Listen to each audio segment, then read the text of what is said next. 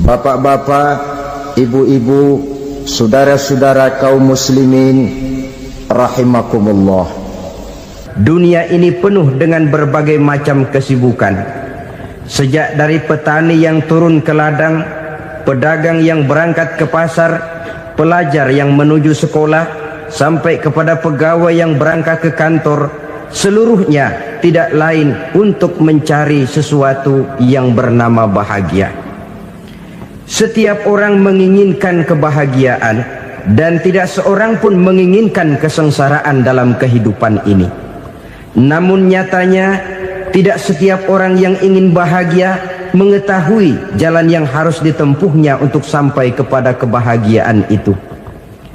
Maka pada kesempatan pertemuan kali ini, saya ingin menyampaikan sebuah hadis dari junjungan kita baginda Nabi besar Muhammad sallallahu alaihi wasallam yang termuat dalam kitab Mukhtarul Ahadits An-Nabawiyah, di mana beliau bersabda, arba'un min sa'adatil mar'i.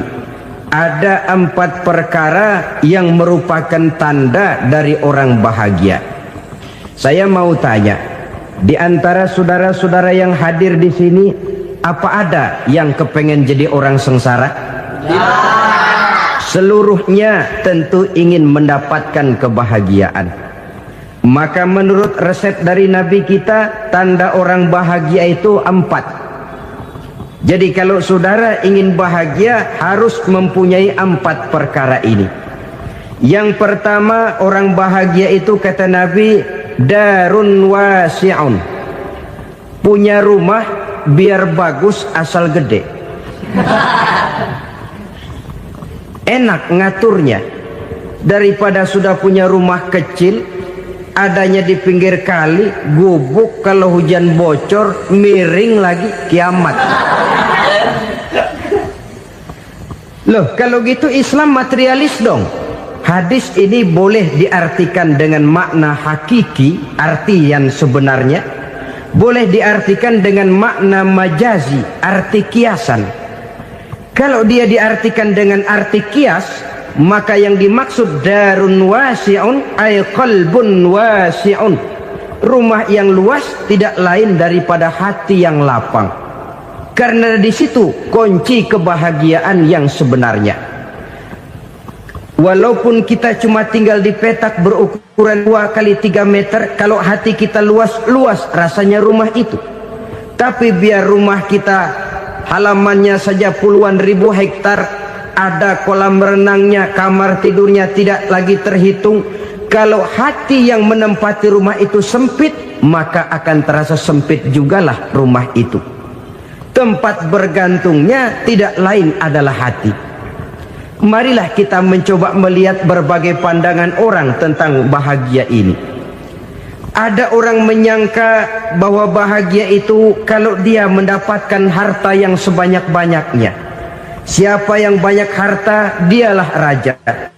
Apa yang dia mau, seluruhnya bisa dibeli. Keamanannya, dia bisa menyewa petugas. Seluruh fasilitas untuk menyenangkan kehidupannya bisa dibeli.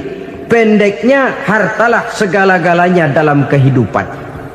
Sampai ada pepatah mengatakan, innad darahima fil amakini kulliha taksur rijala mahabatan wa jalala. Sesungguhnya harta, dinar, dirham, uang di mana-mana selalu bikin hebat orang yang memilikinya.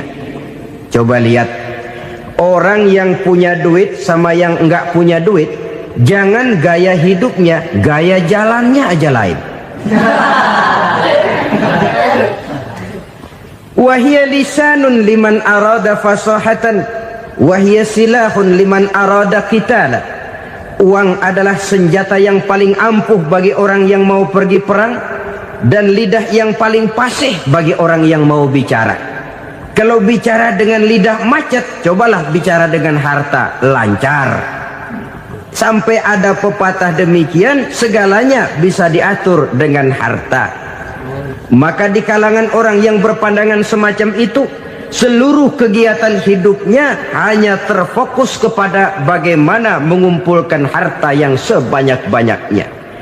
tidak peduli halal haram, tidak kenal sore pagi siang dan malam, tidak sempat sujud, jauh dari agama, jauh dari kehidupan yang bersifat ruhaniyah, jauh dari Allah dan sebagainya, sampai dalam Al-Quran dikelompokkan dalam kelompok yang dinamakan lumazah. Allazi jama'a malahu wa 'addadah yahsabu anna malahu akhladah.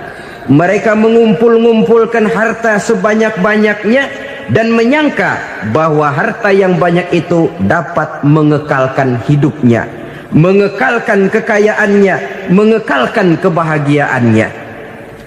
Saudara hadirin yang berbahagia, kalau pandangan hidup ini benar, artinya kalau harta memang merupakan satu-satunya hal yang dapat membuat orang bahagia, tentu di rumah mewah tidak akan pernah ada tangis derita.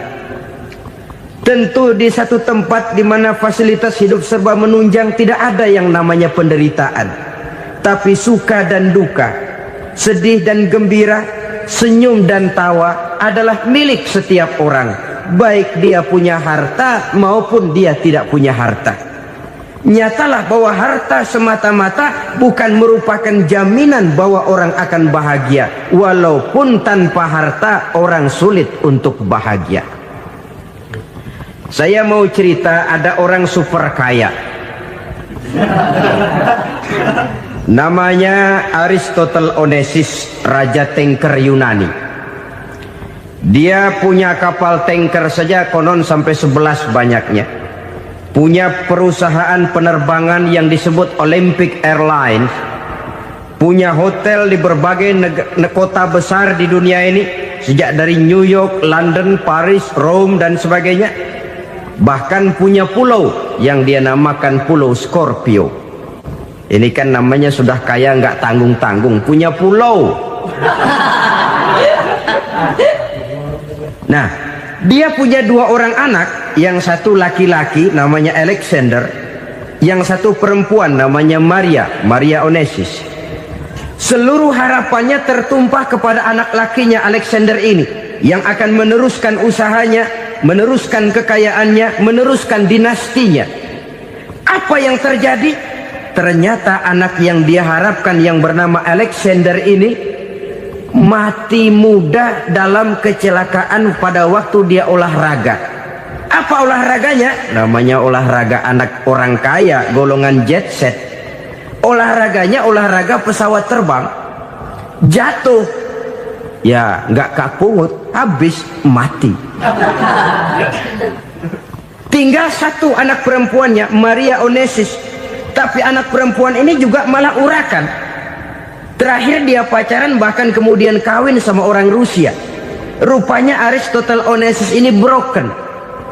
Kekayaannya yang berlimpah ruah, perusahaannya yang begitu banyak, siapa yang akan meneruskan? Siapa yang akan menggantikan? Sampai kemudian dia mengurung diri di Pulau Scorpio dan mati di sana secara mengenaskan. Seorang multi jutawan, seorang yang super kaya, mati menyendiri di pulau sepi. Ibarat kata pepatah, anak ayam mati di lumbung. Bukan kekurangan makanan, keurugan makanan. Begitu kehidupan Aristotle Onesius. Dan banyak orang-orang yang sudah demikian kaya sampai dibingungkan oleh kekayaannya sendiri. Telusurilah kehidupan David Rockefeller misalnya, Henry Ford misalnya, Adnan Khashoggi misalnya. Multi jutawan yang kadang-kadang dibuat keder oleh kekayaannya sendiri. Pantas ketika Imam Ali ditawarkan orang, "Ya Ali, kalau kepadamu disuruh pilih ilmu atau harta, kau pilih mana?" Ya jelas pilih ilmu dong. Kenapa? Pertama, ilmu kalau kita berikan kepada orang lain tambah. Tapi harta kalau kita berikan kepada orang lain kurang. Saudara punya uang 10.000, dibagi orang 5.000, jelas uang saudara berkurang. Tapi saudara punya ilmu, diberikan kepada orang lain bisa, saudara pun makin mantap. Tidak lantas jadi bodoh karena ngajarin orang. Saudara bisa Fatihah lalu mengajarkan orang Fatihah. Orang bisa, saudara pun makin hafal. Tidak lantas setelah diajarin orang ilmunya hilang. Begitu datang dia minta orang, tolong ajarin saya Fatihah, udah habis, nggak ada.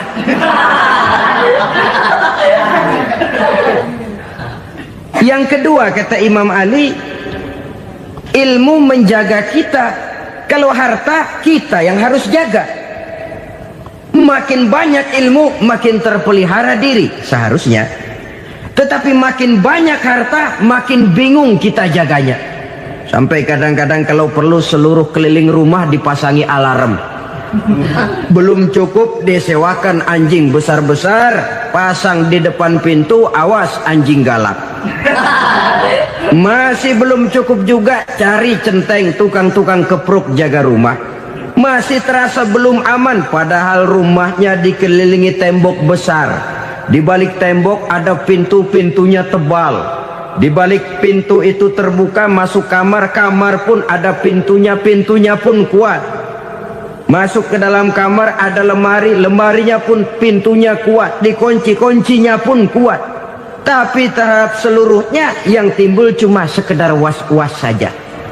Kesimpulannya sekali lagi, tanpa harta orang memang sulit untuk bahagia. Tapi harta semata-mata tidak merupakan jaminan orang akan bahagia. Dengan hati yang luas, itu modal utama untuk mencapai kebahagiaan hidup.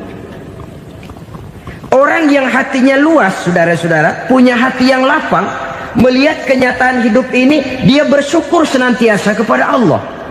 Lantas tidak timbul hasud dan iri hatinya. Oleh karena itu, jiwanya selalu lapang. Kalau tidak, cupik hati namanya. Dangkal pandangan, tidak senang melihat orang lain dapat nikmat, dan itu sering dijadikan contoh. Kalau orang yang lapang dada, dia lihat tetangganya beli TV baru, dia berkata, alhamdulillah ya, tetangga kita beli TV, mudah-mudahan kita bisa ikut nonton. Lapang dadanya. Tapi orang yang sempit hati, lihat tetangga beli televisi, meriang. Enggak diapa-apain, meriang. Besoknya dengar tetangga beli motor, makin sakit, ke rumah sakit.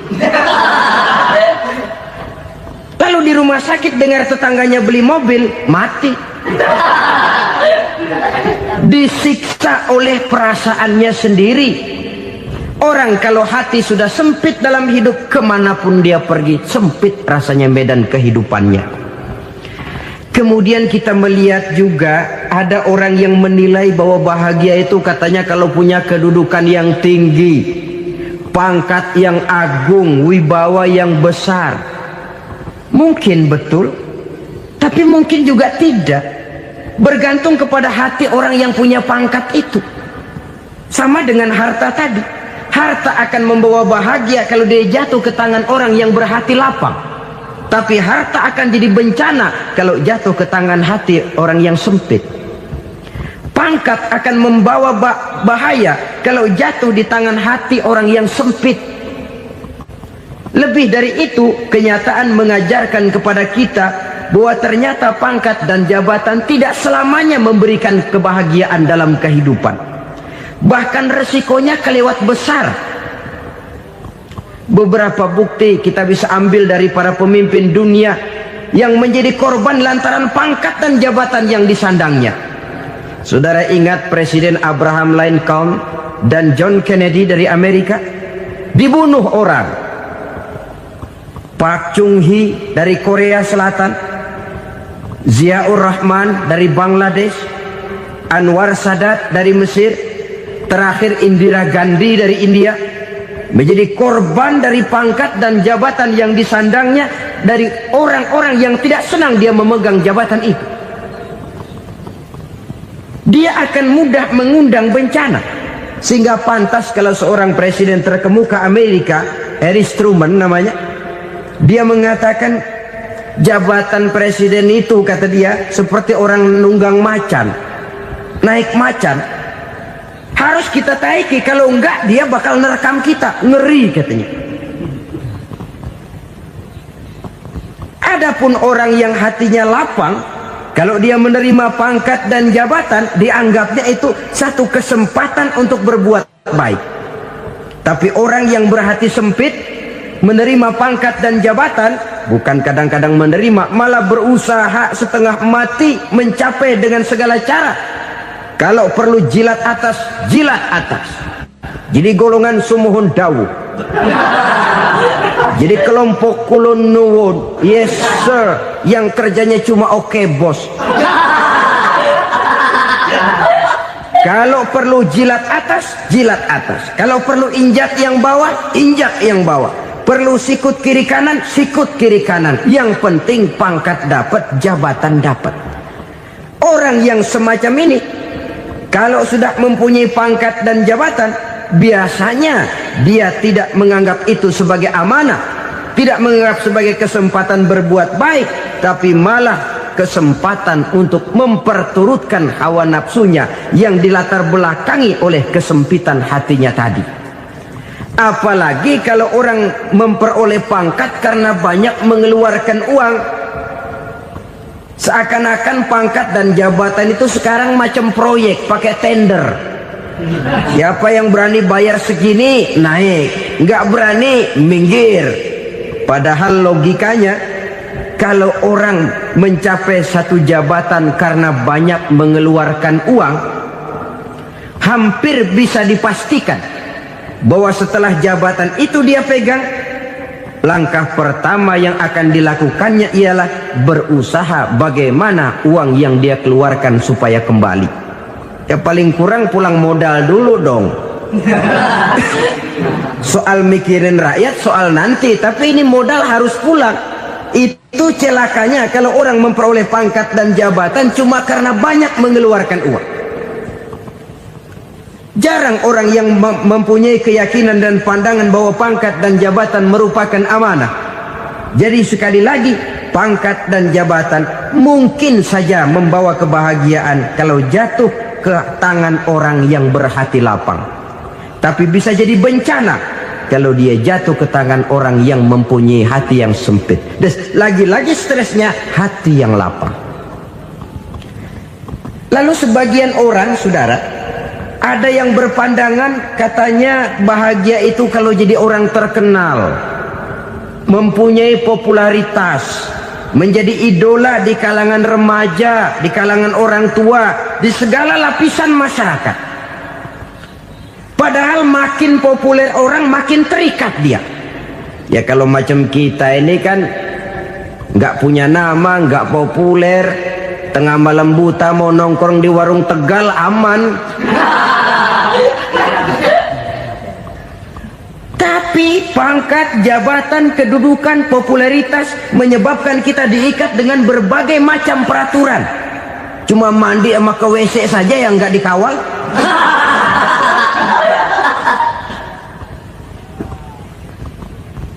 Benarkah popularitas, ketenaran membawa kebahagiaan? Mungkin. Ya, tapi mungkin juga tidak. Kenapa? Banyak orang-orang populer yang mengakhiri hidupnya secara tragis. Kita ambil beberapa nama.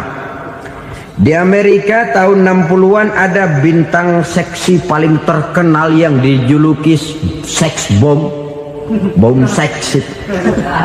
Sampai sekarang jadi legenda, namanya Marilyn Monroe. Singkatan dobelnya itu inisialnya MM, Marilyn Monroe. Terkenal top sampai dia mati tahun 62. Namanya sekarang masih saja dibicarakan orang. Kenapa dia bunuh diri? Tidak punya hartakah dia? Banyak. Kurang populerkah dia? Seluruh dunia mengenalnya. Sejak rakyat kecil sampai pejabat tinggi dia punya hubungan. Kenapa? Jenuh. Dia terlahir dalam keadaan yatim. Setelah itu tidak lama dia berangkat remaja, ibunya meninggal. Pindah dari wanita asuh ke wanita asuh sampai 12 orang ibu angkatnya. Dan kekecewaan yang paling parah, setiap laki-laki yang dekat dengannya hanya seperti kapal berlabuh. datang dan pergi silih berganti, padahal dia merindukan seseorang yang bisa melindungi hidupnya. Dia rindukan itu dan dia tidak pernah menemukan.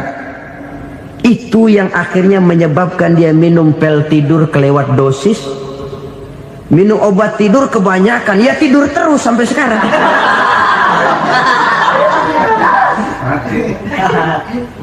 Dia mengakui,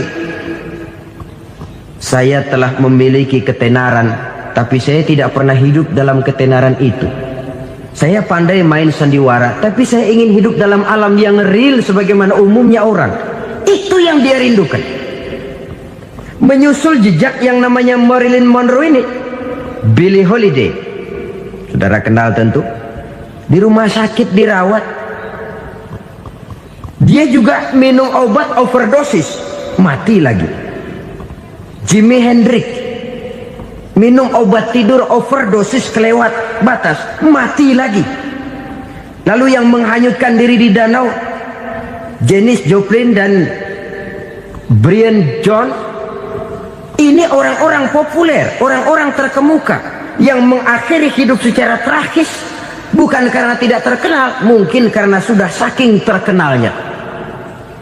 Contoh paling belakangan, Bruce Lee. Wah, ini tukang-tukang keprok tentu kenal siapa dia. Sampai sekarang pun tabir kematiannya masih merupakan misteri. Dan yang masih hidup juga menunjukkan gejala yang aneh. Michael Jackson, rumahnya di Beverly Hills itu dijaga sedemikian rupa, dan dia selalu curiga kepada setiap makanan harus steril, bersih dari segala macam kimia. Kemana dia pergi, itu tukang-tukang keprok sudah selalu menjaga dan mengawal, dan dia seakan takut menunjukkan mukanya yang asli. Hingga kalau tampil ke tengah di luar show, dia kadang memakai pakaian yang tidak menunjukkan dia yang sebenarnya, takut dikenali orang. Ternyata popularitas sering jadi momok yang meracuni kehidupan manusia. Oleh karena itu, benarlah junjungan kita pada saat beliau mengajarkan orang akan bahagia kalau dia mempunyai hati yang lapang. Nah, sekarang masalahnya untuk mendapatkan hati yang lapang, caranya bagaimana? Kita kembali kepada konsep Quran. Allah mengajarkan, ala inna bizikrillahi tatmainnul qulub. Ketahuilah bahwa dengan banyak mengingat Allah, hati akan tenang, jiwa akan lapang. Dengan kata lain, dekat dengan agama, merasakan kehadiran Allah dekat dalam hidup. Itu muara pertama untuk mencapai hati yang lapang. Ala inna bizikrillahi tatmainnul qulub. Jangan macam orang sekarang ingin mendapatkan ketenangan lalu tapak di puncak gunung, di gua-gua, di tempat sepi. Iyalah kalau nggak ada ular. Kalau tergigit ular berbisa, ketenangan belum, mati jelas itu. Islam positif untuk mendapatkan ketenangan. Ala inna bizikrillahi tatmainnul qulubi. Bahwa ketahuilah bahwa dengan banyak mengingat Allah, hati akan tenang, jiwa akan lapang, nuansa pikiran akan luas. Karena yang namanya bahagia ada dimanapun manusia berada. Di kampung ada bahagia, di kota ada bahagia, di ngarai, di lembah, di gunung, di hutan, di lautan, di angkasa luar, dimanapun bahagia itu ada kalau kita bermodalkan hati yang lapang ini. Dan hati akan lapang kalau kita dekat dengan agama. Dekat dengan harta buat sementara hati mungkin tenang, tapi ketenangan yang relatif dan temporer. Apalagi orang tiap kali tambah harta, tiap kali tambah rencana. Itu wajar. Mungkin sebelumnya saudara berpikir, kalau punya duit 5.000 enak nih. Begitu punya duit 5.000, aduh sayang kalau 10.000 aja. Tiap kali tambah harta, tiap kali lain rencana. Makin banyak rencana, makin menjauhkan kita dari yang namanya ketenangan. Padahal ketenangan merupakan unsur utama untuk mencapai bahagia. dan ketenangan itu bermuara dalam hati manusia. Tengoklah kehidupan ini. Orang yang banyak harta dengan orang miskin, berbedakah rasa sakit yang mereka tanggungkan? Rasanya tidak. Walaupun si kaya tidur di kasur empuk berselimutkan sutra mahal, sementara si miskin meringkuk di balai bambu yang keras dan kasar.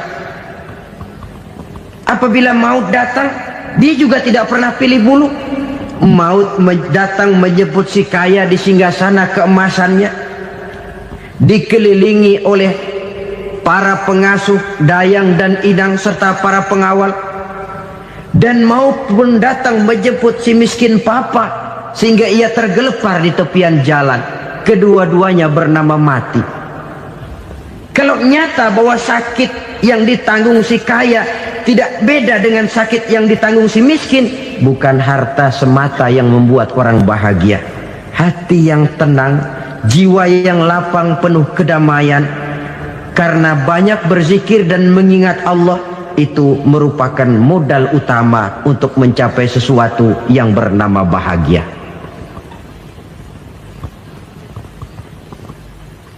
Saudara hadirin yang saya hormati, inilah yang pertama dari 4 ciri yang digambarkan oleh Nabi tentang tanda-tanda orang bahagia. Dan harus berangkat dari yang pertama ini, hati yang lapang. Ini yang harus kita miliki lebih dahulu, baru nanti akan menyusul kepada poin yang ketiga, kedua dan selanjutnya. Sebab kalau hati sudah terisi dengan jiwa yang lapang, seluruh persoalan insya Allah akan bisa kita atasi dengan sebagaimana mestinya. Yang kedua sekarang, tanda orang bahagia menurut baginda Nabi, markabun syariah. Orang bahagia itu, kata beliau, punya kendaraan biar cepat asal lancar. Artinya kemana dia mau pergi mudah. Apa maksud hadis ini? Kalau kita kaji lebih dalam, kendaraan itu kan alat transportasi. Transportasi tidak lain adalah usaha memudahkan komunikasi. Pindah dari situ kepada teori bahwa manusia adalah zon political, makhluk bermasyarakat yang tidak bisa memenuhi kebutuhan hidupnya secara sendirian. Kita memerlukan keberadaan orang lain dalam kehidupan ini. Untuk memakai baju saja kita sudah perlukan petani yang tanam kapas, pabrik yang memintal kapas jadi benang, pabrik yang menenun benang jadi kain, sampai kepada mesin jahit, sampai kepada tukang jahit. Itu cuma untuk memakai pakaian saja. Tidak seorang pun di antara kita yang sanggup memenuhi kebutuhan hidupnya secara sendiri. Kita perlu orang lain. Maka kebebasan dalam arti mutlak, kebebasan tanpa batas, itu tidak mungkin ada dalam kehidupan. Karena kita mengadakan yang disebut interaksi sosial. Setiap kegiatan kita tentu melibatkan orang lain. Menurut kita barangkali kita bebas jalan di jalan raya semaunya, tapi orang lain berkendaraan pun merasa bahwa ini ada juga jalan haknya, dan begitu selanjutnya. Oleh karena itu, maksud dari kendaraan yang cepat ini adalah khulatuhu ma'as solihin. Lingkungan pergaulannya terdiri dari orang-orang soleh. Pergaulannya luas. Kemana dia pergi ada temannya. Kesulitannya ada tempat dia cerita. Dan kesulitan kalau sudah diceritakan kepada orang lain, taruh kata orang itu tidak bisa menolong, namun menceritakannya kepada orang yang kita percayai, kan paling kurang sudah mengurangi beban jiwa, mengurangi tanggungan batin, merasa masih ada tempat kita cerita.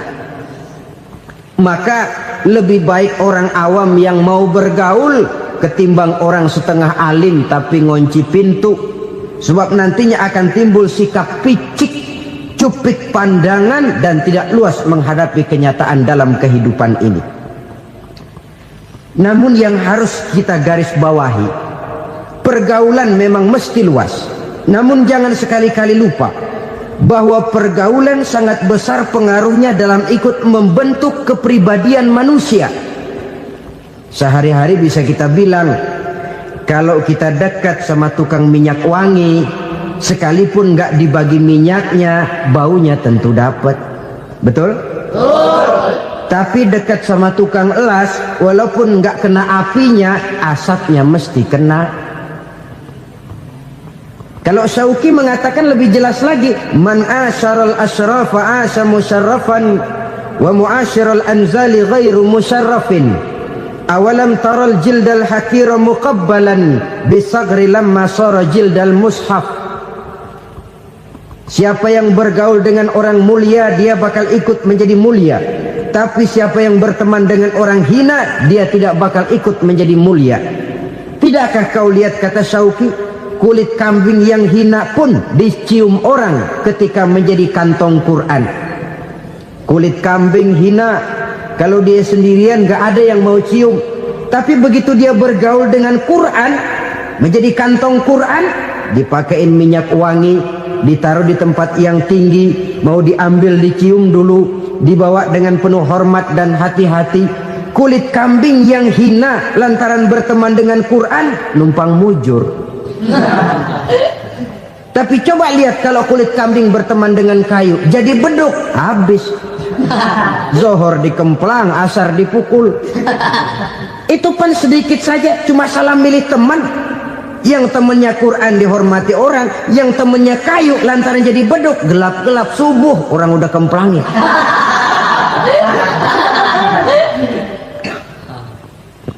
Maka terutama kepada adik-adik remaja yang masih mencari identitas diri, yang ibarat kaset masih kaset kosong, mudah diisi oleh apapun, pandai-pandailah memilih teman dalam bergaul. Karena banyak orang yang tadinya baik-baik, ketika terseret dalam pergaulan dengan orang yang tidak baik, kebaikannya menjadi lentur dan luntur. Tapi berapa banyak bajingan-bajingan tengik, orang-orang yang berlumur noda dan dosa, tiap hari melakukan maksiat, namun bergaul dengan orang yang baik-baik, pada akhirnya sedikit demi sedikit beringsut dan berangsur dia terbiasa mengikuti kebaikan-kebaikan. Saya tekankan ini kepada remaja karena mereka masih mencari identitas diri. Apa yang mereka lihat mereka mau, apa yang mereka dengar mereka ingin tahu. Coba lihat kehidupan remaja. Pulang nonton film Rambo, pengen jadi Rambo, gagah, maunya belekai melulu. Pulang nonton film Superman, pengen bisa terbang. Pulang nonton India, nyanyi melulu. Wajar, mereka masih mencari identitas diri. Saya ini sebenarnya siapa? Lingkungan, pergaulan akan membentuk itu.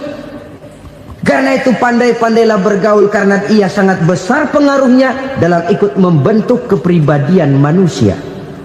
Apalagi sifat yang jelek lebih cepat menularnya ketimbang sifat yang baik. Sifat yang baik, watak yang soleh itu lambat sekali untuk menular. Tapi yang tidak baik, kan prosesnya mah kalau remaja biasanya mula-mula dengar. Karena dengar lalu pengen tahu. Karena pengen tahu lalu ngeliatin. Begitu ngeliatin kan pengen nyobain. Setelah nyobain ketagihan. Nah, ini prosesnya. Yang namanya ganja, morfin, narkotik, awalnya kan begitu. Mula-mula denger, katanya kalau sudah fly to the sky, sudah melayang ke langit, katanya disitulah puncak kebahagiaan. Mulanya cuma denger. Karena denger pengen tahu. Karena pengen tahu lalu ngeliat, kumpul sama orang yang suka ngeganja. Setelah ngeliat, nah pengen ngerasain. Begitu ngerasain enak juga, ketagihan. Kalau sudah ketagihan jadi penyakit kronis, bisa merembet kepada yang lain. Iya, kalau orang tuanya mampu untuk beli morfin, beli ganja. Kalau tidak kan pikirannya ngayap, jemuran siapa ya gue sabet. Timbullah perbuatan-perbuatan negatif yang bermula dari salah pergaulan. Apalagi buat adik-adik remaja yang tinggal di kota-kota besar, yang pengaruh budaya, pengaruh kesenian, pengaruh struktur kehidupan yang nampak makin individualistis, di mana persaingan tajam, tensi ekonomi tinggi, orang mudah mengalami stres. Pandai-pandailah dalam bergaul, sekali lagi, karena ia sangat besar pengaruhnya dalam ikut membentuk kepribadian manusia. Orang bahagia punya kendaraan yang cepat, artinya punya pergaulan yang luas, dan lingkungan pergaulannya terdiri dari orang-orang yang soleh. Kemana dia pergi ada teman, kesulitannya ada tempat dia cerita. Tapi kalau sudah menyendiri, hidup sendiri, kesulitan dipikiri sendiri, bisa mati belum waktunya. Tidak ada tempat berbagi rasa, tidak ada tempat bercerita, tidak ada tempat mengurangi beban dalam kehidupan. Pantas betul kalau Islam sangat menggalakkan dan menganjurkan orang kalau sudah sampai waktunya itu untuk melangsungkan nikah. Kata Nabi, ya ma'syaras syabab man istata'a minkumul ba'at falyatazawwaj. Hai para pemuda, kalau sudah mampu memberi nafkah, kawinlah, nikahlah kamu. Kenapa? Sudah ada teman hidup, tempat berbagi rasa. Kesulitan kalau ada tempat cerita akan lebih ringan ketimbang kita telan sendiri, walaupun bobot kesulitannya sama beratnya. Saudara-saudara kaum muslimin rahimakumullah, inilah ciri yang kedua, punya kendaraan biar cepat asal lancar. Kemana kita mau pergi gampang. Dengan kata lain, setelah hati yang luas, pergaulan yang luas. Dua. Yang ketiga sekarang, tanda orang bahagia itu menurut Nabi, misbahun mudhi'un, punya lampu yang terang. Oh, itu enggak problem. Sekarang sudah zamannya listrik masuk desa, Pak. Lampu sudah terang semua. Betul, kalau itu yang dimaksud. Tapi tidak cuma itu. Karena lampu yang dimaksud di sini, lampu yang akan menerangi seluruh perjalanan hidup. Dan perjalanan hidup itu sudah dimulai sejak kita terlahir ke alam ini, sampai masuk ke alam barzah, kumpul di padang mahsyar, sampai ke akhirat. Lampu yang menerangi itu yang diperlukan. Kalau lampu, katakanlah yang paling top sekarang kan lampu jenis Mercury. Taruhlah itu di rumah kita, dia cuma menerangi rumah kita, menerangi hati pun tidak sanggup. Bila kita masuk ke alam barzah, alam kubur, sanggupkah si Mercury yang begitu terang menerangi alam barzah kita? Tidak sanggup lagi. Sanggupkah lampu yang ratusan watt, bahkan puluhan ribu watt menerangi kehidupan di padang mahsyar? Tidak akan sanggup lagi. Kalau demikian, yang dimaksud lampu yang terang di sini apa? Tidak lain amal soleh, kebajikan yang kita lakukan dalam hidup. Itu yang akan jadi lampu penerang. Di dunia nama kita akan terang, jasad kita boleh hancur terkubur tanah, tapi nama kita akan dikenang orang. Begitulah kalau orang meninggalkan kebajikan dalam hidup seperti sekarang. Ribuan orang tiap saat berziarah ke kubur Imam Syafi'i, ke kubur Imam Malik, ke kubur Imam Ghazali, ke kubur orang yang baik-baik, orang yang soleh-soleh. Kebajikannya yang ditinggalkan, yang mengukir namanya dengan tinta emas.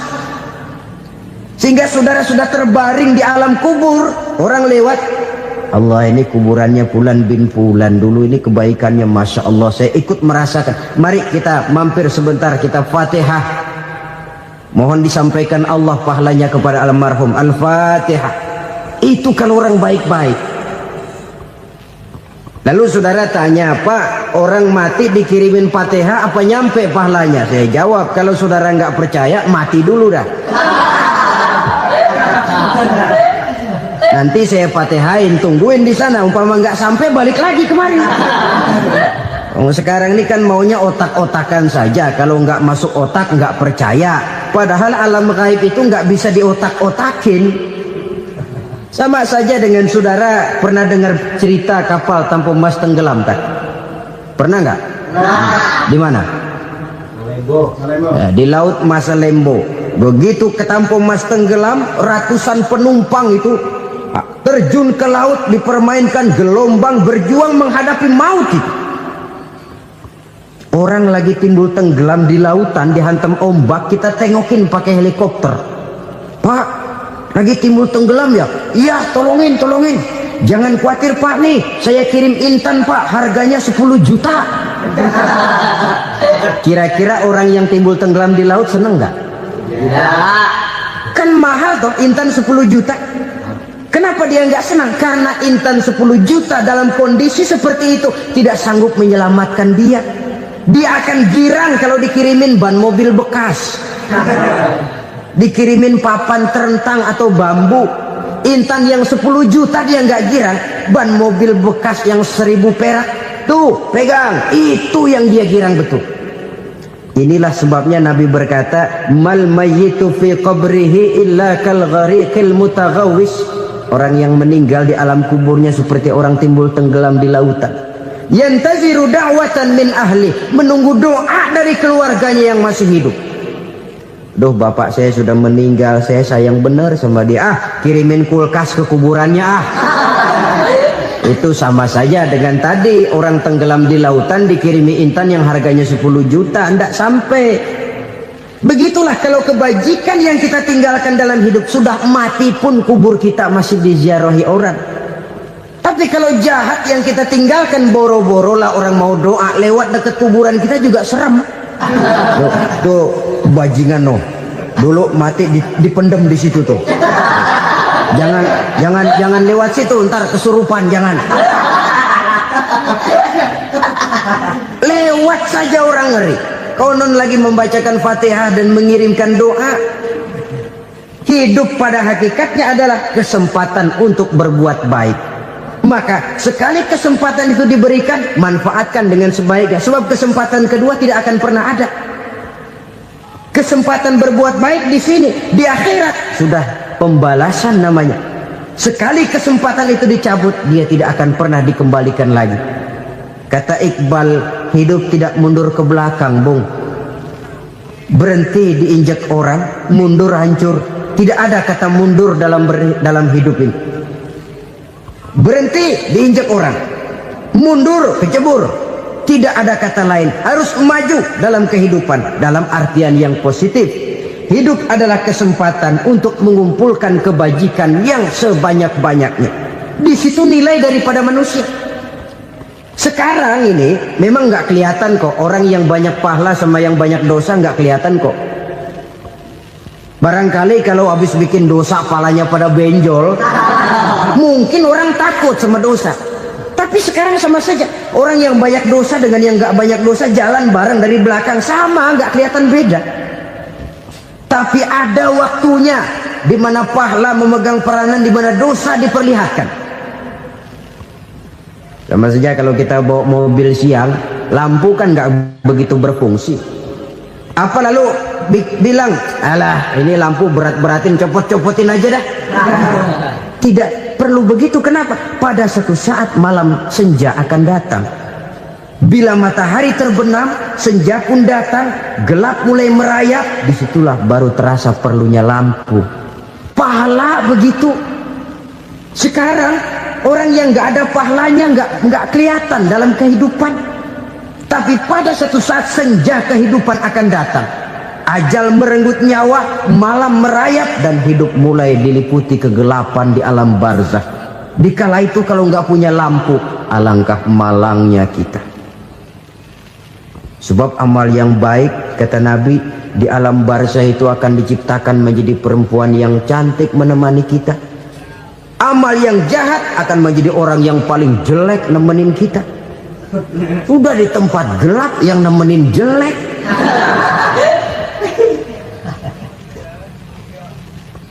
Kaum muslimin rahimakumullah. Kalau demikian masalahnya, tergantunglah kita pandai memanfaatkan waktu. Al-waktu kasayf, waktu itu cepat sekali. Yang namanya waktu itu tahu-tahu. Tahu-tahu udah tahun 87. Tahu-tahu udah begitu. Tahu-tahu yang kemarin anak-anak, sekarang udah pada punya anak. Tahu-tahu saja itu. begitu cepat waktu berlalu. Kalau tidaklah pandai kita memanfaatkannya, akan rugi kita. Nabi bersabda, man kana yaumuhu khairun min amsihi fahuwa rabih. Barang siapa yang hari ini lebih baik daripada hari kemarin, itu orang untung. Hari ini lebih baik daripada kemarin, bulan ini lebih baik dari bulan kemarin, tahun ini lebih baik dari tahun kemarin, itu orang yang beruntung. Tahun kemarin sembayangnya maghrib doang, sekarang udah tambah isya. Tahun kemarin cuman Idul Fitri aja ngancem bener, sekarang udah tambah Jumat, lalu tambah lagi maghrib, tambah lagi isya, dan selanjutnya. Hari ini lebih baik daripada kemarin, itu orang yang beruntung. Wa man kana yaumuhu mislu amsihi fahuwa khasir. Lalu barang siapa yang hari ini sama saja dengan hari kemarin, itu orang rugi. Hari ini sama dengan kemarin, rugi itu. Bulan ini begitu, bulan kemarin begitu, tahun ini begitu, tahun lalu juga begitu. Rugi itu orang. Rugi apa? Rugi umur. Umur tambah, amalan gak pernah tambah. Dan saya pikir lebih merupakan azab ketimbang nikmat kalau orang dikasih panjang umur cuma untuk numpuk dosa. Mending mana? Panjang umur banyak dosa sama pendek umur dikit dosa. Mending mana? Mending mana? Ya, paling mending tentu panjang umur banyak pahala. Tapi kalau tidak, sekali lagi, lebih merupakan azab ketimbang nikmat kalau orang diberikan panjang umur tapi cuma untuk sekedar menumpuk dosa. Kehilangan kesadaran bahwa dunia bukan terminal akhir dari satu perjalanan. Dia cuma halte di mana kita berhenti sebentar untuk menuju kepada terminal yang hakiki. Saudara-saudara kaum muslimin rahimakumullah, inilah lampu yang akan menerangi kehidupan, amal yang kita lakukan di dalam kehidupan. Jadi yang dimaksud dengan lampu yang terang, kebajikan yang kita kerjakan dalam hidup. Nah, setiap orang di awal tadi saya bilang ingin bahagia. Bahagia itu kan hakikatnya kumpulan senang dan selamat. Senang, selamat. Apa bedanya? Senang tapi tidak selamat, nggak bahagia. Selamat tapi nggak senang, nggak bahagia orang. Contoh, kalau orang korupsi, duitnya banyak, senang dia, tapi keselamatannya. Ada tentara baris di samping rumahnya udah bingung, padahal tentara latihan. Tentara cuma latihan, dia bingung. Senang, tapi karena keselamatannya tidak terjamin, dia tidak bahagia. Sebaliknya pegawai negeri jujur benar, cuma segaji-gajinya, selamat nggak korupsi tapi melarat, ya nggak bahagia juga, kurang senang. Kesenangan dan keselamatan untuk dunia saja, ya sekali lagi, kalau cuma sekedar untuk dunia saja, bisa dibeli pakai uang, bisa dibeli pakai uang. Saudara ingin selamat, bisa dibeli pakai uang. Saudara ingin senang, bisa dibeli dengan uang. Tapi setelah mati masuk ke alam barzah, habis kekuasaan uang. Nggak bisa lagi beli keselamatan pakai uang, tidak mungkin lagi membeli kesenangan dengan uang. Di situ pahala yang megang peranan. Makin banyak pahala, makin banyak saham untuk membeli kesenangan dan keselamatan, untuk memperoleh yang namanya bahagia. Dan jangan lupa loh, di alam barzah kita nggak sebentar, menunggu datangnya kiamat. Loh iya, kalau kita begitu dikuburin terus kiamat datang, untung. Tapi kalau masih harus 1000, 2000, puluhan ribu tahun yang akan datang, dalam satu penantian yang begitu lama, tanpa saham untuk memperoleh kebahagiaan, satu kemalangan yang tidak ada pernah putus-putusnya. Janganlah tergelincir oleh kebahagiaan sebentar yang menipu dengan mengorbankan kebahagiaan hakiki yang berjangka panjang. Apa artinya senyum sejenak kalau harus ditebus dengan tangis seumur hidup? Biarlah kita minum jamu, pahit memang, getir memang, tapi kan besok badan sehat. Daripada sekarang minum sirup, manis memang, enak memang, tapi bibir pada jontor besoknya. Sirawan, batuk, nggak karu-karuan. Banyak orang tertipu oleh kesenangan yang sebentar, padahal laisa kullu ma yalma'u zahaban. Belum tentu semua yang berkilat itu emas, belum tentu semua yang gemerlap itu intan. Karena itu marilah manfaatkan kesempatan yang diberikan Allah ini untuk mengumpulkan kebajikan yang sebanyak-banyaknya. Yang terakhir sekarang, yang keempat, tanda orang bahagia kata Nabi. Zaujatun salihah. Orang bahagia itu tanda yang keempat kata Nabi, punya istri biar cakep asal taat. Sudah surga itu, cakep taat. Istri kayak gitu, kalau belum mati jangan dikuburin dulu. Sudah cakep taat lagi, tapi kadang-kadang enggak, udah jelek ngadat melulu. Apa yang mau dipilih? Sebab itu Quran mengatakan istri pakaian untuk suami, suami pakaian untuk istri. Kenapa suami istri diibaratkan pakaian? Alangkah tingginya gaya bahasa Quran ini. Suami istri teman hidup, hidup perjalanan panjang. Sejak kita dalam rahim sudah ada hidup kan di sini. Sampai ke alam dunia, masuk ke alam barzah, kumpul di padang mahsyar, sampai menuju akhirat, itu perjalanan hidup. Carilah istri atau suami teman hidup yang membawa manfaat tidak hanya kehidupan di dunia ini, sampai di alam barzah, sampai di padang mahsyar. Suaminya mungkin meninggal lebih dulu, atau istrinya mungkin meninggal lebih dulu, tapi suami atau istri yang masih hidup berbuat kebajikan. Suami saya meninggal, ada hartanya, saya sedekahkan, niat pahala untuk almarhum suami saya. Ini teman hidup, tidak dibatasi dan tidak bisa dipisahkan oleh maut sekalipun. Zohirnya mungkin pisah, badannya mungkin pisah, tapi hatinya, jiwanya, kebersamaannya dalam menghadapi kehidupan. Karena itu saudara-saudara, bahasa Quran indah. Suami istri diibaratkan seperti pakaian. Apa fungsi pakaian? Pertama, pakaian jadi kebanggaan. Artinya suami harus menjadi kebanggaan istri, istri harus jadi kebanggaan suami. Yang kedua, pakaian itu kan fungsinya menutup aurat. Artinya sesama suami istri harus saling menjaga kekurangan masing-masing. Jangan malah sesama suami istri saling membongkar rahasia dan aibnya sendiri-sendiri. Istrinya diceritain jeleknya di mana-mana, atau suaminya dibongkar rahasianya di pasar umum. Itu sudah tidak lagi berfungsi sebagai pakaian. Kenapa semua ini diperlukan? Karena kita menyadari bangsa yang baik terdiri dari masyarakat yang baik. Masyarakat yang baik merupakan susunan dari warga yang baik. Warga yang baik adalah terdiri dari rumah tangga yang baik. Dan rumah tangga yang baik merupakan susunan dari pribadi yang baik. Dari situ langkah dimulai. Membangun satu bangsa yang baik diawali dengan membangun rumah tangga yang baik, dengan menciptakan pribadi-pribadi yang baik. Sehingga dari sini diharapkan berkembanglah nilai-nilai kebaikan. Orang akan bahagia mempunyai istri yang soleh. Kenapa? Tidak ada seorang suami bisa sukses jadi apapun dia, apapun profesinya.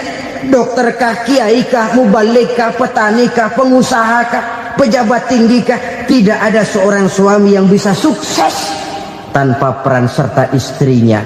Walaupun memang peranan itu tidak begitu kelihatan, tapi sangat menentukan. Karena itu, saudara hadirin yang saya hormati, Islam sangat menghargai kaum wanita, memberikan kedudukan yang tinggi sepanjang tidak mematikan kodrat kewanitaannya. Nah, kalau sudah kesuksesan ini diawali dari rumah tangga, karier di masyarakat mudah untuk dikejar. Tapi keberantakan di rumah tangga merupakan kegagalan pertama di tempat lain. Nah, inilah saja yang dapat Al-Fakir sampaikan pada pertemuan kali ini. selalu berusaha menyimpan sesuatu yang bisa membawa manfaat, baik untuk dirinya, untuk anak cucunya, maupun untuk keluarganya, untuk masa kini dan masa depannya. Kadang simpanan itu berbentuk uang, kadang berupa tanah, lain saat berbentuk pabrik, dan lain sebagainya. Sementara masa depan yang paling pasti adalah akhirat.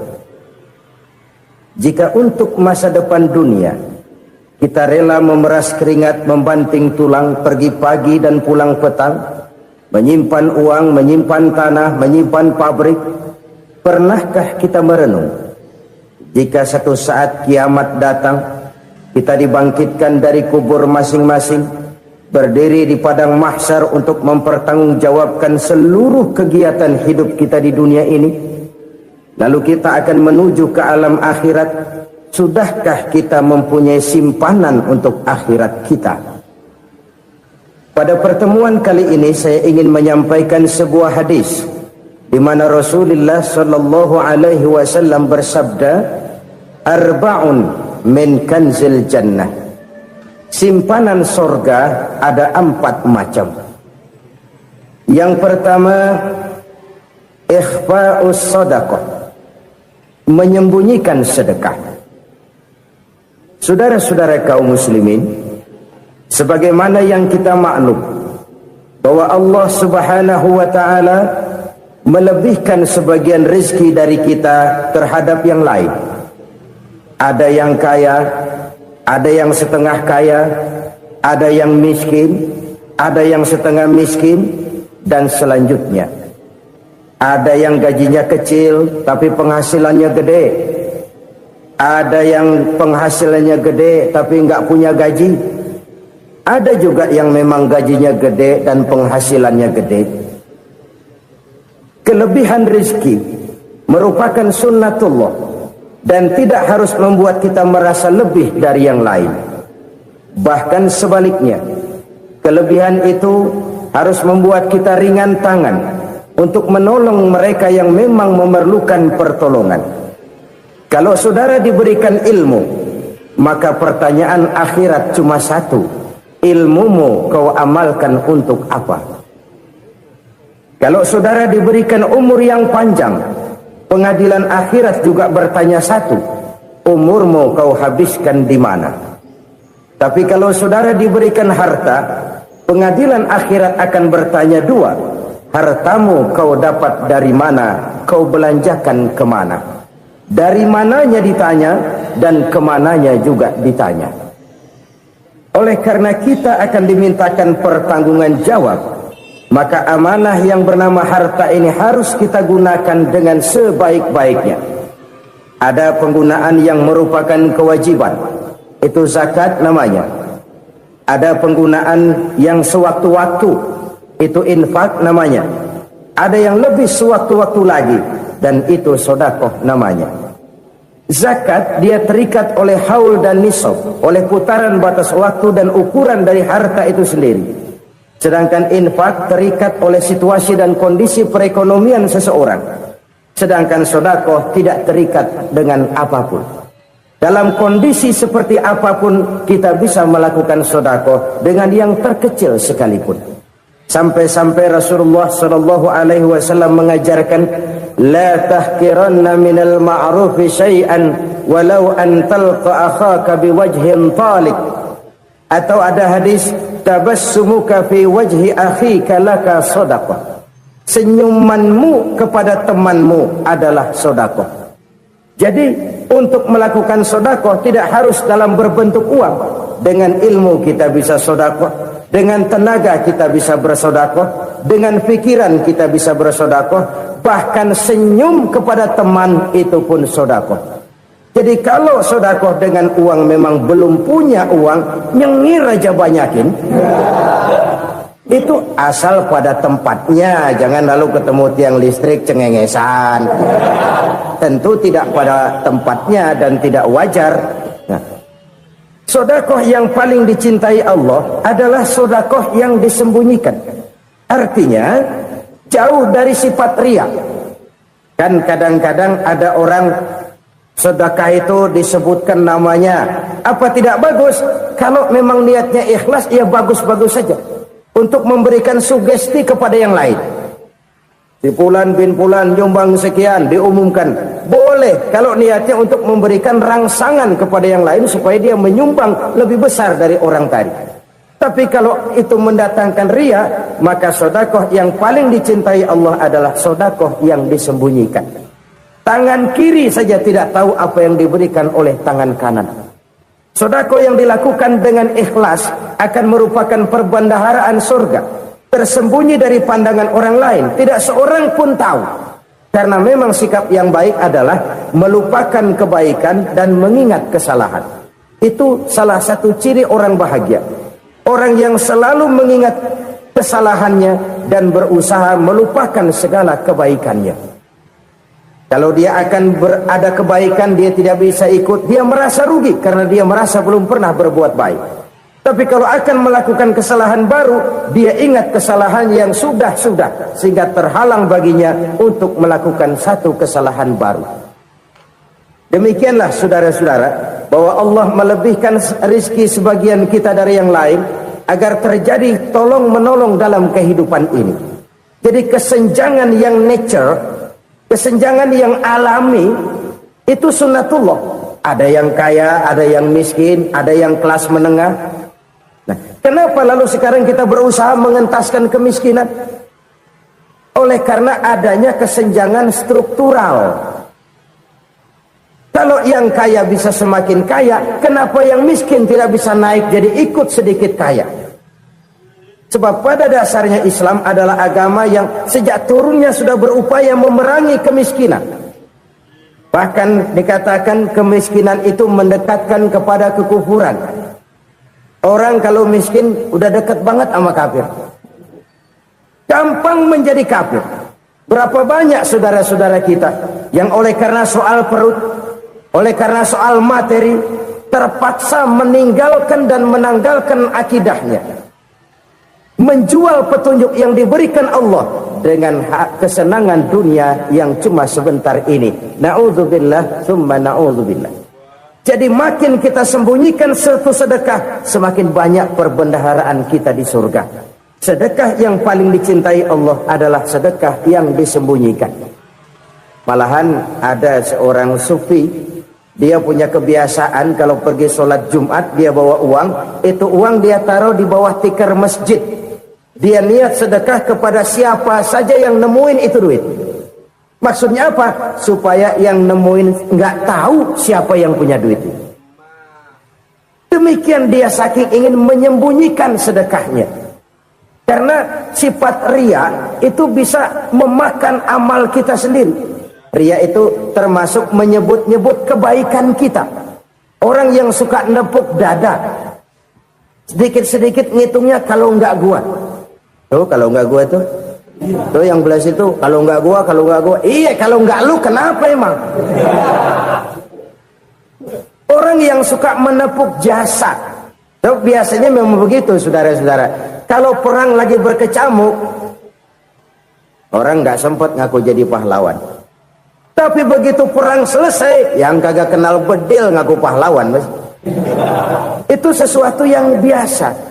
Oleh karenanya, orang-orang yang ikhlas dalam bersedekah, disembunyikannya sedekah itu, Allah cinta betul. Malahan ada hadis memberikan jaminan, inna sedaqatal mar'il muslimi tazidu fil umri wa tadfa'u mitatas su'i. Sesungguhnya sedekahnya seorang mukmin tazidu fil umri, bisa menambah umur panjang, wa tadfa'u mitatas su'i, dan menyelamatkan manusia dari mati secara su'ul khatimah. Jadi siapa yang kepengen panjang umur, banyaklah sedekah. Yang bosan hidup, pelit terus. Sedekah menambah panjang umur dan menyelamatkan manusia dari mati secara su'ul khatimah. Pak, katanya umur itu nggak bisa ditambah, nggak bisa dikurangin. Kapan? Kalau ajal sudah datang. Fa idza jaa ajaluhum la yastakhiruna sa'atan wa la yastaqdimun. Kalau ajal datang tidak bisa dimajukan, tidak bisa dimundurkan. Itu kalau ajal sudah datang. Tidak bisa lagi umur ditambah dikurangi, sudah datang. Tapi kalau belum datang, itu kan haknya Allah.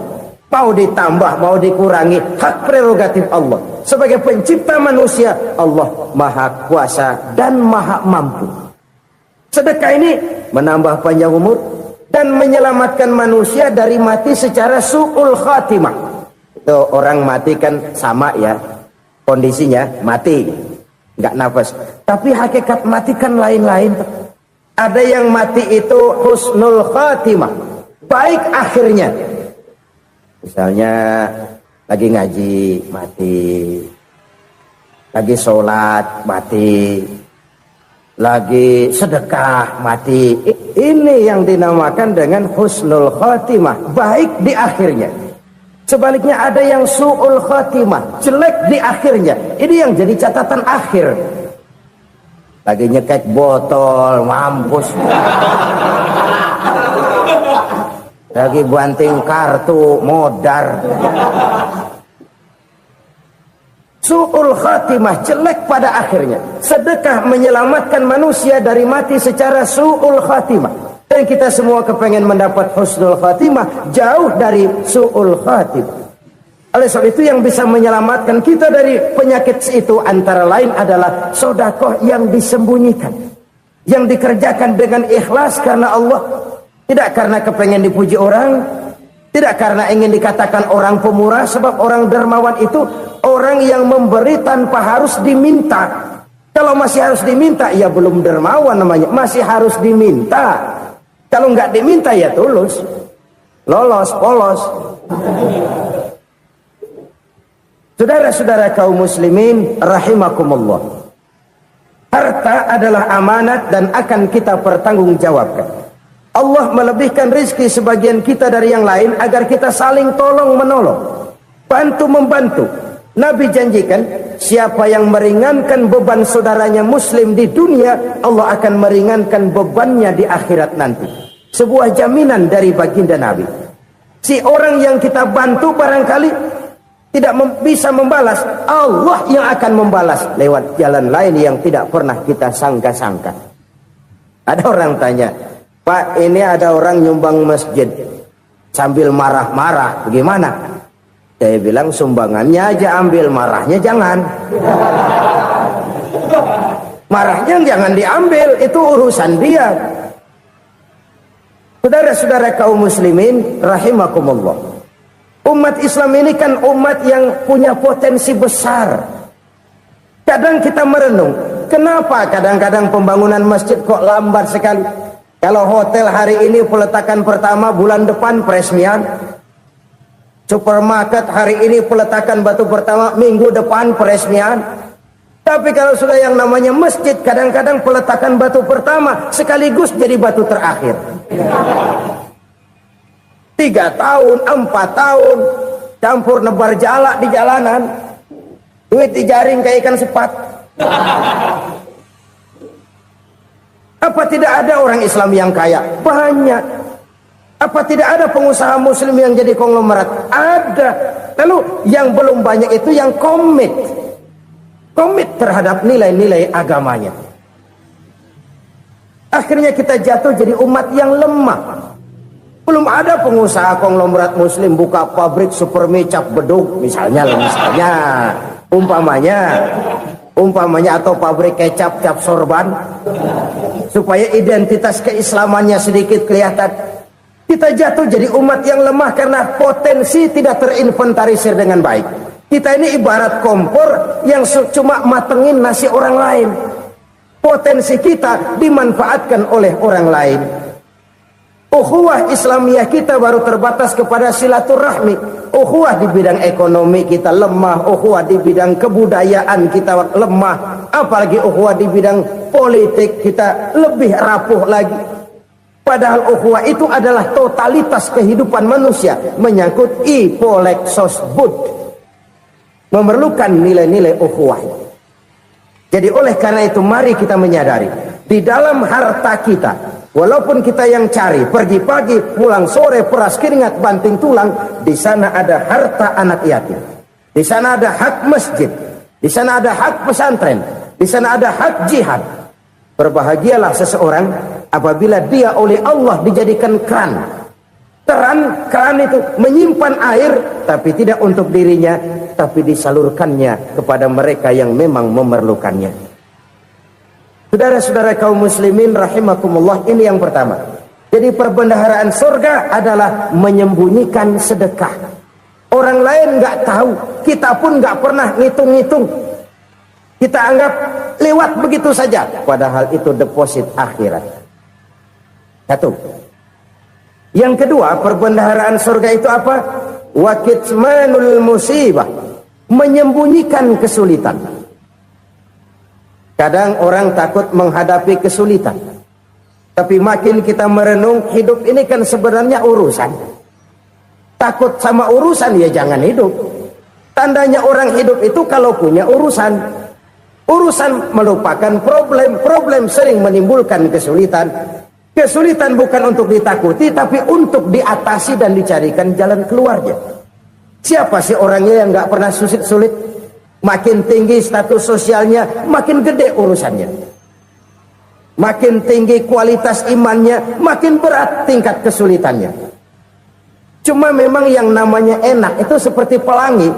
Biang lala itu nggak pernah di atas kepala kita, di atas kepala orang melulu. Lo sih enak lo, kata kita. Dia juga bilang yang enak kan lo. Pelangi itu nggak pernah di atas kepala kita.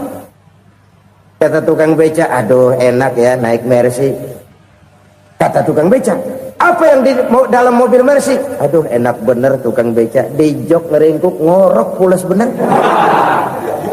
Saya kamar pakai AC sejuk, tempat tidur sutra empuk, alga spring bed, kulak kulik nggak bisa pulas kalau belum minum Valium, belum tidur. Enak bener tukang beca, di jok ngorok nggak tahu wetan kulon. Si tukang beca bilang yang di Mercy enak, yang di Mercy bilang tukang beca enak. Inilah enak, nggak pernah di atas kepala kita, di atas kepala orang lain melulu enak itu. Nah, saudara-saudara, yang merupakan perbendaharaan surga itu orang yang bisa menyembunyikan kesulitan, baik pribadi ataupun rumah tangga. Nih terutama rumah tangga yang jadi soalnya. Kadang-kadang kita ini kalau senang, sebaliknya kalau senang kita diam, kalem aja, cuek. Banyak banget duit kita bawaan, diam aja udah. Malah ketemu orang takut. Tapi begitu susah, sekampung tahu. Padahal Nabi mengajarkan perbendaharaan surga itu menyembunyikan musibah, menyembunyikan kesulitan. Kalau enak, cerita sama orang-orang. Kalau nggak enak, rasain sendiri, tekan sendiri, atasin sendiri. Kita kan sebaliknya, tenang kita diam, asal lagi susah, paling tidak kita nyari teman buat cerita kesusahan. Siapa orangnya yang nggak pernah susah? Cuma soalnya bagaimana kita mengatasi kesusahan itu sendiri. Begitu juga misalnya kalau orang sudah berumah tangga, itu orang tuanya harus menjadi tempat dia cerita yang enak-enak saja. Yang nggak enak rasain berdua, selesaikan berdua, atasin berdua. Jangan dibalik. Asal senang diam, giliran susah saja. Maknya laporan. Terbalik. Bisa menjaga security informasi. Maka nama bayam keluar diam, malah seluitan. Enak amat lo makan daging ayam. Security informasi. Saudara-saudara kaum muslimin rahimakumullah, ujian yang terberat itu yang pernah diberikan kepada para nabi, para rasul, para aulia, para ulama. Makin tinggi keimanan, makin berat bentuk kesulitan. Ayo saya kemukakan satu contoh saja. Ada seorang nabi yang kaya, nabi kaya, namanya Nabi Ayub. Iblis kalau orang begini kan keki, ibadahnya rajin, kaya. Nih yang kayak begini susah digodain. Kalau ibadahnya rajin, miskin, kali bisa disogok. Sini imannya mantap, ibadahnya rajin, kaya, nabi lagi. Oh, tapi namanya iblis nggak kurang akal. laporan. Tuhan, kenapa Les? Ya ini bahasa saya, bahasa Qur'annya sih nggak gitu. Itu hambamu yang namanya Ayub, dia rajin ibadah cuma karena dikasih kaya aja. Coba kasih miskin dia, berhenti dia sembahyang. Ah, kamu bisa aja. Saya tahu Ayub itu hambaku yang ikhlas. Saya buktiin Tuhan, silahkan. Dibuktiin lah, iblis turun ke alam ini. Yang mula-mula dia lakukan, dia rusak sawah ladang Nabi Ayub. Dia binasakan binatang ternak Nabi Ayub. Sehingga dalam waktu singkat, jatuhlah Nabi Ayub dari orang paling kaya, jadi orang paling miskin. Beliau masih ibadah di mihrab dalam masjid. Datang iblis. Saudara Ayub, ya, lagi ngapain? Ibadah. Nyembah Allah, nyembah Allah. Oh, percuma. Kenapa? Tuhan yang ente sembah nih, dia udah bikin miskin ente. Sawah ladang ente hancur lebur, binatang ternak binasa. Sekarang ente jadi orang paling miskin. Ngapain nyembah Tuhan kayak begitu? Tekor. Udah berhenti dah ibadah, berhenti ibadah. Ini iblis sama Tuhan laporannya lain, yang dikerjakan kepada Nabi Ayub juga lain. Benar begitu iblis, kata Nabi Ayub. Iya, sawah ladang saya habis buras, binatang ternak saya binasa, binasa. Saya miskin, bangpak. Apa jawab Nabi Ayub? Bukan innalillahi, ya ini hebat. Alhamdulillahillazi a'tani wa akhza minni. Segala puji bagi Allah yang telah memberikan harta kepada saya dan sekarang mengambilnya lagi. Alhamdulillah. Allah yang ngasih, Allah yang ambil. Itu mah urusan Allah. Iblis cuman ibadah jalan terus, sujud lagi Nabi Ayub. Iblis seleher gondok banget. Dasar Nabi nggak mempan dia apa-apain. Miskin malah alhamdulillah. Allah yang ngasih, Allah yang ambil. Jadi kalau kita tidak komit, kita tidak terikat kepada kaya, miskin, senang, susah, apa yang bisa bikin kita susah? Jadikan kekayaan, kemiskinan, jadikan senang, susah sebagai anak buah yang bisa kita atur. Jangan kekayaan ngatur kita, jangan kemiskinan ngatur kita. Kita yang harus mengatur mereka. Senang, susah, kaya, miskin, bahagia, sengsara, jadikan itu anak buah yang bisa kita atur. Kalau sekarang kita kaya, lain saat boleh jadi kita miskin, semiskin-miskinnya. Allah yang ngasih, Allah yang ngambil. Tenaga mana yang bisa menghalangi? Ibadah jalan terus. Iblis makin gondok. Dasar Nabi loh. Akhirnya apa? Nabi Ayub dikerjain, diberikan penyakit. Demikian fatal penyakitnya. Bayangin, udah miskin sakit. Masya Allah. Miskin sakit. Sakitnya nggak lama, kira-kira 16 tahun. Istrinya 3, 2 mental minta ceraiin. Ngerawatin laki bengek begini. Senang belum tentu, susah udah pasti nih. Cerai aja, cerai dah. Cerai. Tinggal satu Siti Rahmah yang setia menemani beliau. Sesetia-setianya hati perempuan.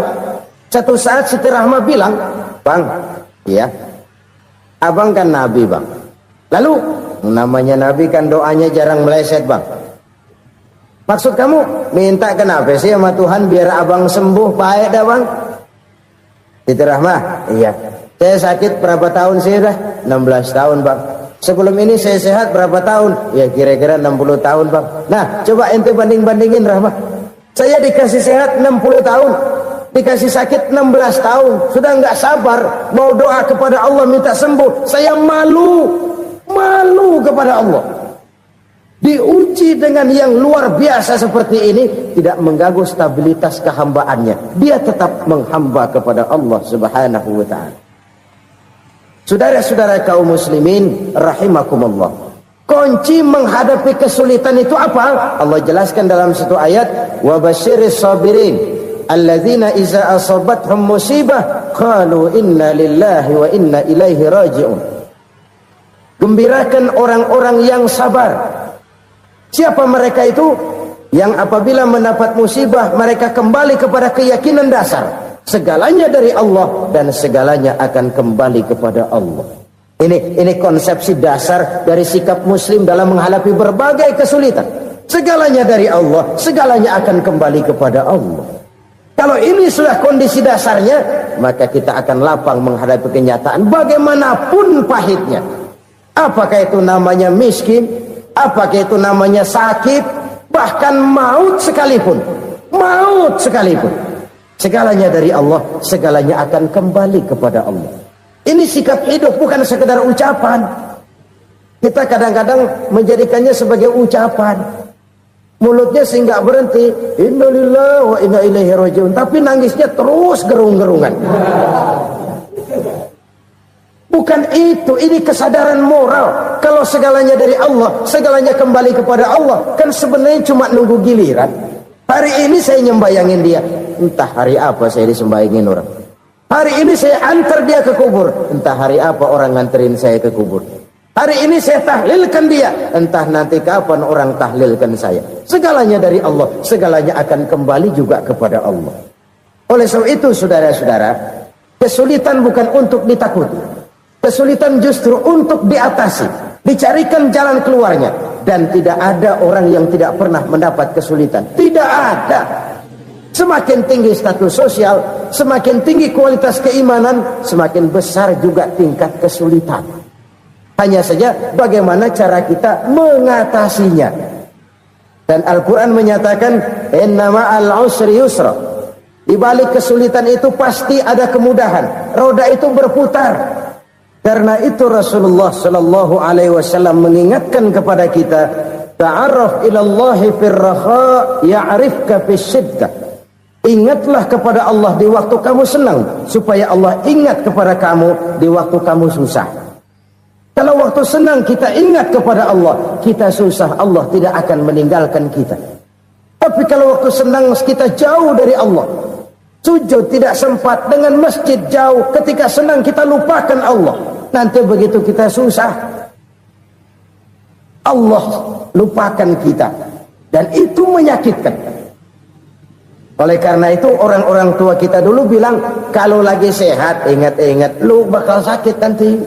Kalau lagi kaya ingat-ingat satu saat kita bakal jatuh miskin. Bahkan kalau lagi muda ingat-ingat kita bakal tua. Dan yang terpenting, kalau lagi hidup ingat-ingat kita bakal mati.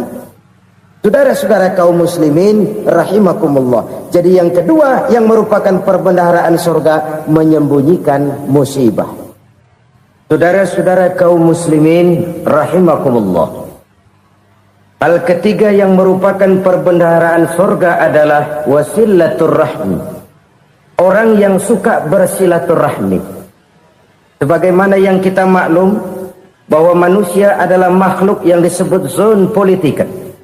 Makhluk sosial yang tidak mungkin hidup sendiri-sendiri. Betapa dan siapapun kita memerlukan orang lain. Bodoh betul manusia kalau tinggal di tengah masyarakat tapi tidak mau bermasyarakat. Merasa hebat sendiri, pintar sendiri, gagah sendiri, kaya sendiri. Mungkin kalau mati juga ngubur sendiri. Jangankan kita di sini, di sorga saja Nabi Adam waktu sendirian bengong melulu, mondar mandir. Allah tegur dam sepi dam. Ya ini kalau bahasa saya. Iya Tuhan, sepi ini nggak ada coret-coretan pisan ini. Diciptakan Siti Hawa baru anteng Nabi Adam. Itu di surga. Cobalah. Umpamanya saudara tinggal di Jakarta nih. Kayak bener. Apaan aja di Jakarta punya saudara dah. Jembatan Semanggi ambil. Monas buntel bawa pulang. Hotel-hotel ambil semua. Cuman tinggal di Jakarta sendirian, apa enaknya? Betapa dan siapapun kita perlu orang lain. Tidak ada seorang pun yang bisa memenuhi kebutuhan hidupnya secara sendiri-sendiri. Nah, Islam telah menyelamatkan manusia dari ras diskriminasi, mengikat manusia dengan persaudaraan yang berlandaskan kepada akidah. Karena itu